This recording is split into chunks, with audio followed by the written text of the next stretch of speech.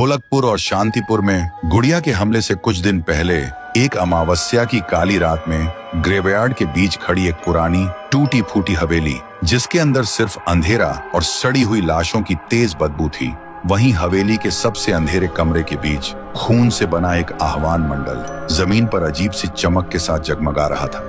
उसके बीच एक पुरानी गुड़िया रखी थी और आह्वान मंडल के इर्द गिर्द 3 तांत्रिक उस गुड़िया पर श्रापित काला जादू की विधि कर रहे थे। 3 तांत्रिकों की आवाज एक साथ गूंज रही थी। मंत्र इतने भयानक, इतने गहरे थे कि जैसे हर श्रापित अंधेरों के आत्मा को आजाद कर रहा हो।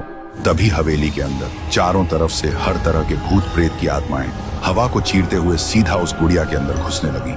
और जैसे ही आखिरी आत्मा घुसी, गुड़िया की आंख खुल गई और अचानक वो 3 तांत्रिक टुकड़े टुकड़े होकर बिखर गए। तभी गुड़िया उठती है और जोर जोर से हंसने लगती है। उसका हंसना इतना तेज, इतना खौफनाक कि पूरा ग्रेवयार्ड कांप उठता है। और इसी तरह पैदा हुई शैतानी रूह से भरी राक्षसी गुड़िया।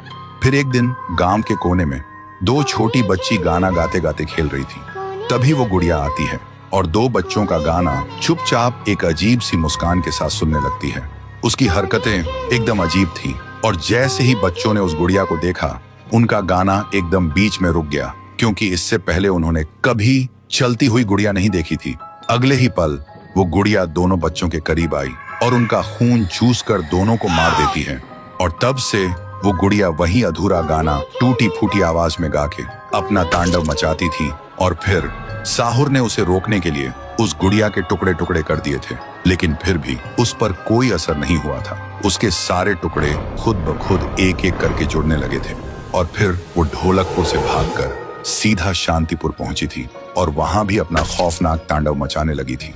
लेकिन शांतिपुर में भी उसका आमना सामना हुआ था पीहू और साहुर से, और फिर दोनों ने मिलकर उस गुड़िया को आग से जलाकर खत्म कर दिया था। और इस तरह पीहू और साहुर ने गांव वालों को उस श्रापित राक्षसी गुड़िया से बचाया था। लेकिन जलने से पहले जब साहुर ने अपने जादू से उसे कस के पकड़ रखा था, तब गुड़िया अपनी एक उंगली चुपके से जमीन पर गिरा दी थी। फिर गुड़िया आग में जलकर राख बन गई थी और वो उंगली अब भी वापस लौटने के लिए अपने वक्त का इंतजार कर रही है। तो दोस्तों, क्या आप देखना चाहते हो गुड़िया का वापस आना और इटाची वर्सेस गुड़िया का जबरदस्त तांडव? तो कमेंट करो और इस वीडियो को 1 लाख लाइक्स तक पहुंचा दो।